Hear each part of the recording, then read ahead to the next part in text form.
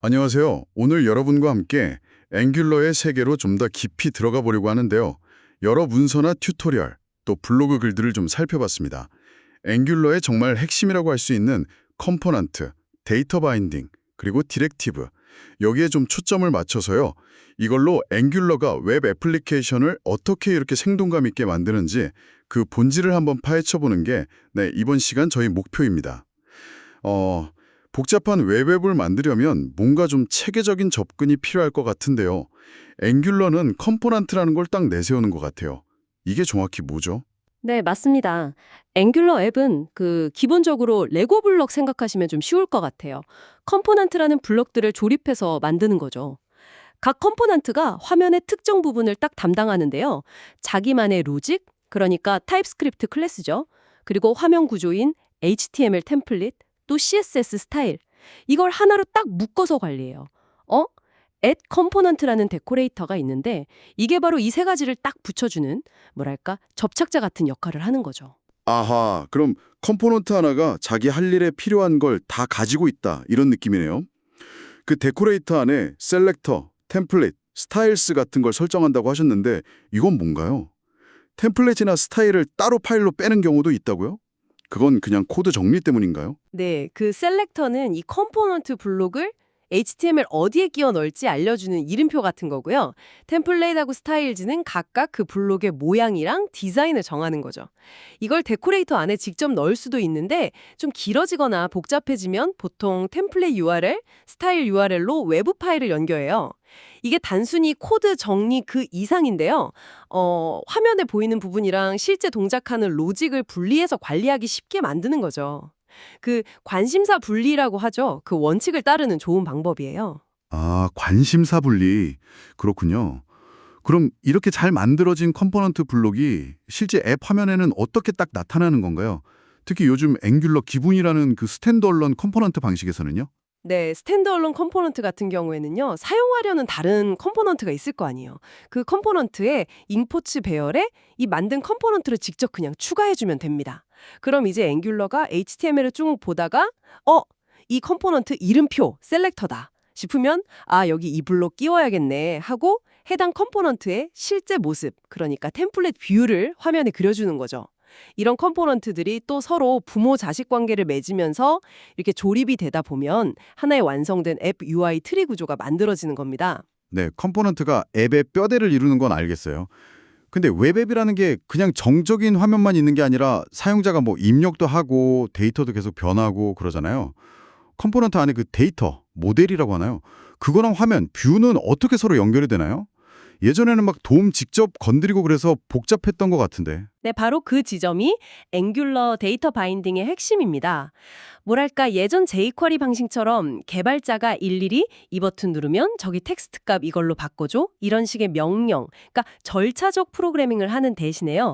앵귤러는 템플릿에다가 그냥 이 화면 요소는 저기 컴포넌트에 있는 데이터랑 항상 같아야 해라고 선언만 해두는 거죠. 선언적 프로그래밍 방식입니다. 선언만 해두면 알아서요? 그게 어떻게 가능하죠? 신기한데요? 앵귤러 안에 그 변화 감지, 체인지 디텍션이라는 아주 똑똑한 시스템이 있어요. zone.js라는 도우미 라이브러리가 있는데 얘가 사용자 클릭이나 뭐 입력 아니면 서버에서 응답이 왔다거나 하는 이벤트가 생길 때마다 앵귤러한테 신호를 보내요. 어이, 뭔가 바뀔 수 있으니까 확인해봐. 이렇게요. 그럼 앵귤러가 데이터, 모델이 진짜 변했나 확인하고 만약 변했다면 템플릿, 뷰를 자동으로 업데이트해서 둘 사이의 상태를 항상 똑같이 맞춰주는 거죠. 와. 그러니까 개발자는 어떻게 동기화할지는 고민 안 하고 그냥 무엇을 연결할지만 신경 쓰면 되니까 훨씬 편해지는 거죠. 와, 이건 진짜 개발자 입장에서는 너무 고마운 기능인데요. 그럼 이 데이터 바인딩에도 종류가 여러 가지가 있나요? 가장 중요한 것들 위주로 좀 설명해 주실 수 있을까요? 그럼요. 데이터가 흐르는 방향에 따라서 크게 한 세 가지 정도로 나눠볼 수 있어요. 첫 번째는 컴포넌트 데이터가 템플릿, 그러니까 화면 쪽으로 흘러가는 단방향 바인딩입니다. 제일 기본적인 게 보관법인데요. 그 코수염 괄호 두 개 쓰는 거 있죠. 이렇게요. 아, 네네. 많이 봤어요. 네, 이건 컴포넌트 값을 그냥 문자열로 화면에 보여줄 때 써요. 예를 들어서 H1 안녕하세요, 유저네임님 H1 뭐 이런 식으로요. 조금 더 다양한 데이터를 연결하고 싶을 때는 프로퍼티 바인딩을 씁니다. 대괄호를 쓰죠. 속성, 는 데이터 이런 형태로요. 이미지의 소스, src라던가 아니면 버튼을 활성화할지 말지, 디세이블드 같은 HTML 요소의 속성에다가 문자열 말고 다른 값들, 객체나 불리언 값 같은 걸 직접 연결할 때 아주 유용합니다. 잠깐만요. HTML에는 어떤 트리뷰트라는 것도 있잖아요. 프로퍼티 바인딩이랑은 다른 건가요, 이게? 어떨 때 뭘 써야 할지 좀 헷갈릴 수도 있을 것 같은데요. 아, 네. 좋은 질문이세요. 이게 가끔 혼동될 수 있거든요. HTML 어트리뷰트는 마크업, 그러니까 코드에 처음 적힌 그 초기 값에 가깝다고 보시면 되고요. 동 프로퍼티는 현재 그 요소의 실제 상태를 반영하는 값이에요. 대부분은 이 둘이 잘 연결되는데 예를 들어 테이블 셀의 콜스팬 어트리뷰트 같은 경우는 해당하는 동 프로퍼티가 없어요. 아, 그런 경우도 있군요. 네, 이럴 때는 attr.callspan는 값 이런 식으로 어트리뷰트 바인딩을 명시적으로 사용해야 합니다. 하지만 대부분의 경우에는 그냥 프로퍼티 바인딩을 쓰시는 게 일반적이에요. 아하, 그렇군요. 특별한 경우 아니면 그냥 프로퍼티 바인딩 쓰면 된다. 알겠습니다. 그럼 데이터 흐름의 다른 방향도 있나요? 컴포넌트에서 템플릿 말고요? 네, 있습니다. 두 번째 흐름은 반대로 템플릿 즉 화면에서 발생한 이벤트가 컴포넌트로 전달되는 경우죠. 이벤트 바인딩이라고 하고요. 소괄호, 가로를 씁니다. 이벤트는 동작, 이런 형태죠. 사용자가 버튼을 클릭했다거나 아니면 입력 필드의 값을 입력, 인풋 했을 때 컴포넌트에 있는 특정 메서드를 호출하는 식이에요. 버튼 클릭은 세이브, 저장, 버튼 이렇게요. 이때 달러 이벤트라는 특별한 변수를 쓰면 이벤트에 대한 상세 정보, 예를 들어 마우스 클릭 위치나 키보드 입력값 같은 것도 받을 수 있어요. 컴포넌트에서 템플릿으로, 템플릿에서 컴포넌트로. 그럼 마지막 세 번째는 혹시 양방향인가요? 왔다 갔다 하는 거? 네, 맞습니다. 이게 또 가장 흥미로운 부분 중 하나죠. 양방향 데이터 바인딩입니다. NG 모델은 데이터라는 좀 독특한 문법을 써요. 대괄호랑 소괄호를 합쳐놔서 바나나 이너 박스, 반 인어 박스라고 부르기도 하는데요. 아, 바나나 이너 박스. 재밌네요. 네, 주로 폼 입력 요소에 많이 쓰여요. 예를 들어 input, ng 모델은 유저네임 이렇게 쓰면요. 사용자가 입력 필드 값을 바꾸잖아요. 그럼 컴포넌트의 유저네임 데이터가 바로 업데이트돼요.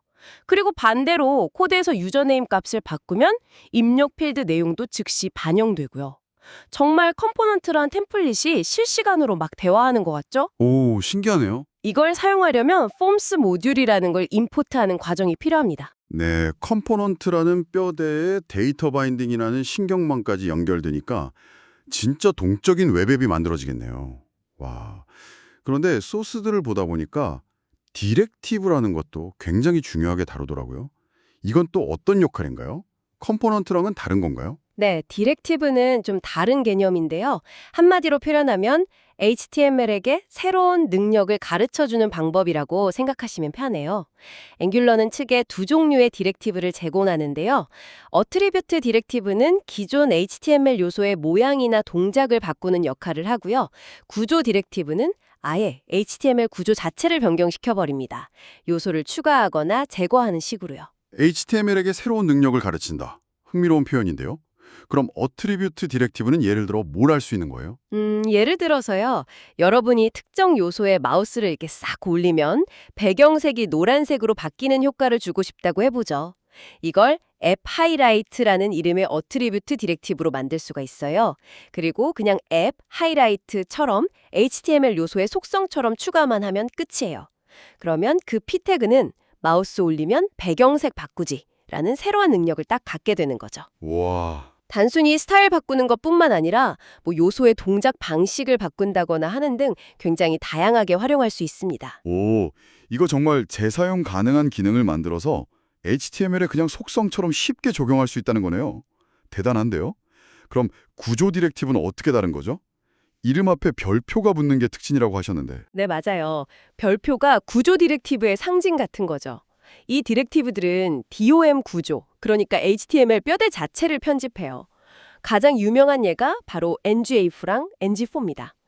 ngIf는 어떤 조건이 참일 때만 해당 HTML 요소를 화면에 딱 보여주고 거짓이면 아예 DOM에서 완전히 제거해버려요. 그냥 안 보이게 숨기는 게 아니고요. 아, 완전히 없애버리는 거군요. 네, 그리고 ngFor는 배열 같은 목록 데이터를 받아서요. 그 목록 안에 있는 항목 하나하나마다 지정된 HTML 요소를 반복해서 만들어줘요. 게시물 목록이나 사용자 리스트 같은 거 화면에 뿌려줄 때 정말 많이 쓰이죠. 네. ngIf, ngFor는 정말 많이 쓰는 것 같아요. 그런데 소스 중에 하나에서 되게 흥미로운 문제를 봤어요. 이 ngIf랑 ngFor를 하나의 요소에 같이 쓰면 안 된다면서요. 예를 들어서 어떨 때는 목록 전체를 보여주고 ngIf, 어떨 때는 안 보여줘야 하는데 보여줄 때는 또 목록을 반복 ngFor 해야 하는 경우. 이런 건 어떻게 처리하죠? 아, 정확히 보셨네요. 네, 그건 앵귤러에서 일부러 막아둔 사용법이에요. 왜냐하면 하나의 요소에 구조를 바꾸라는 지시가 2개 이상 들어가면 앵귤러 입장에서는 뭘 먼저 해야 할지 좀 헷갈릴 수도 있고요. 개발자가 예상 못한 결과를 낳을 수도 있기 때문이죠. 그럼 방법이 없는 건가요? 따로따로 해야 하나요? 아니요, 아주 깔끔한 해결책이 있습니다. 바로 ng 컨테이너라는 특수한 태그를 쓰는 거예요. ng 컨테이너요? 네, 이 태그는 실제 화면에는 아무런 흔적도 남기지 않아요. 뭐 div나 span처럼 영역을 잡거나 하지 않는 말 그대로 그냥 논리적인 묶음 역할을 하는 컨테이너입니다. 그래서 ng-컨테이너, ngIf 조건, div ng-for let 항목 오브 목록, div ng-컨테이너 이런 식으로 작성하면 돼요. 아하. 그러면 바깥쪽 ng-컨테이너에서 ngIf 조건을 먼저 딱 체크하고 조건이 맞으면 그 안쪽에 있는 div에서 ng-for로 목록 반복을 처리하게 되니까 문제가 깔끔하게 해결됐죠. 이야, ng 컨테이너. 이거 완전 꿀팁인데요? 그렇죠. 아, 그리고 참고로 최신 앵귤러 버전, 그러니까 V17부터는 @if, @for 같은 새로운 제어 흐름 문법이 도입됐어요. 이걸 쓰면 ng-컨테이너 없이도 이런 상황을 더 직관적으로 처리할 수 있게 됐습니다. 오, 점점 더 편해지는군요. 알겠습니다. 자, 이제 마지막으로요. 스탠드 얼론 컴포넌트에 대해서 잠깐만 짚고 넘어가면 좋을 것 같아요. 이게 요즘 앵귤러 개발 방식의 거의 대세라고 하던데요. 어떤 점이 그렇게 좋은 건가요? 네, 스탠드얼론 컴포넌트는 기존에 있던 ng 모듈이라는 어떻게 보면 좀 복잡했던 모듈 시스템 없이 컴포넌트를 독립적으로 사용할 수 있게 해주는 방식이에요. 가장 큰 장점을 꼽으라면 역시 개발 경험 향상이랑 지연 로딩, 간소화입니다. 개발 경험 향상이랑 지연 로딩 간소화요. 좀 더 구체적으로 설명해 주실 수 있나요? 뭐가 어떻게 좋아진 거죠? 예전에는 컴포넌트 하나 만들면 꼭 특정 ng 모듈이라는 곳에 등록을 해야 했어요. 그리고 다른 모듈에 있는 컴포넌트나 디렉티브를 쓰려면 그 모듈 전체를 또 임포트해야 했고요. 이게 좀 번거로웠거든요. 그런데 스탠드얼론 방식에서는 그냥 필요한 컴포넌트나 디렉티브가 있으면 그걸 사용하는 컴포넌트의 임포트 배열에 직접 딱 명시만 해주면 끝이에요. 훨씬 직관적이죠? 아이디 도움받기도 좋고요. 아, 관리하기 편해지겠네요. 네, 그리고 지연 로딩, 그러니까 앱의 특정 부분을 사용자가 진짜 필요로 할 때만 불러오는 기능 있잖아요. 이것도 훨씬 간단해졌어요. 예전에는 로드 칠드런이라고 해서 모듈 단위로 불러왔는데 이제는 로드 컴포넌트 옵션으로 특정 컴포넌트 하나만 딱 지정해서 불러올 수 있게 됐거든요. 그래서 앱 초기 로딩 속도 개선에 정말 큰 도움이 됩니다. 와, 확실히 개발도 편해지고 성능에도 도움이 되겠네요. 네. 자, 오늘 정말 많은 이야기를 나눈 것 같습니다. 앵귤러의 컴포넌트 구조부터 시작해서 데이터 바인딩의 여러 가지 방식들, 그리고 HTML 자체를 확장하는 디렉티브, 마지막으로 최신 트렌드인 스탠드얼론 컴포넌트까지 이 모든 걸 종합해보면 앵귤러는 결국 어떤 그림을 그리고 있다 이렇게 볼 수 있을까요? 앵귤러는 역시 그 복잡한 웹 애플리케이션은 아주 체계적으로 만들 수 있도록 도와주는 강력한 프레임워크다 이렇게 정리할 수 있겠네요. 잘 정의된 그리고 독립적인 컴포넌트라는 빌딩 블록들을 기본으로 하고요. 선언적인 데이터 바인딩을 통해서 데이터 상태와 UI를 아주 손쉽게 동기화시키고 또 디렉티브를 이용해서 HTML 자체의 기능을 확장해서 풍부한 사용자 경험을 효율적으로 만들 수 있게 해주는 거죠. 특히 아까 말씀드린 ng 컨테이너 같은 기법으로 구조적인 문제를 해결한다거나 또 스탠드얼론 컴포넌트로 개발 생산성이랑 성능, 최적화, 그러니까 지연 로딩 같은 걸 동시에 잡으려는 그런 진화 과정을 보면 앵귤러가 어떤 방향으로 나아가고 있는지 잘 보여주는 것 같습니다. 네, 명확한 정리 정말 감사합니다. 그럼 마지막으로 저희와 함께 이 내용을 쭉 들어주신 여러분께 생각해 볼 만한 질문을 하나 던져보면서 마무리하면 어떨까요? 아, 네. 좋은 생각입니다. 앵귤러가 ng 모듈이라는 어떻게 보면 좀 무거웠던 시스템에서 스탠드얼론 컴포넌트로 발전하면서 구조적인 복잡성을 줄여나갔잖아요. 그렇다면 미래의 웹 개발 환경은 또 어떤 근본적인 변화를 통해서 지금 우리가 또 마주하고 있는 다른 복잡성들을 해결해 나갈 수 있을까요? 예를 들면 컴포넌트라는 개념 자체나 혹은 상태를 관리하는 방식 아니면 화면을 그리는 방식 같은 데에서 또 어떤 혁신적인 아이디어가 나올 수 있을지 한번 상상해보는 것도 재밌지 않을까 싶습니다. 와, 정말 흥미로운 질문이네요. 웹 기술의 미래를 상상해보는 즐거움을 딱 남겨주시면서 오늘 이야기를 마무리해야 할 것 같습니다. 오늘 저희와 함께 깊이 있는 탐구를 함께 해주셔서 정말 감사합니다.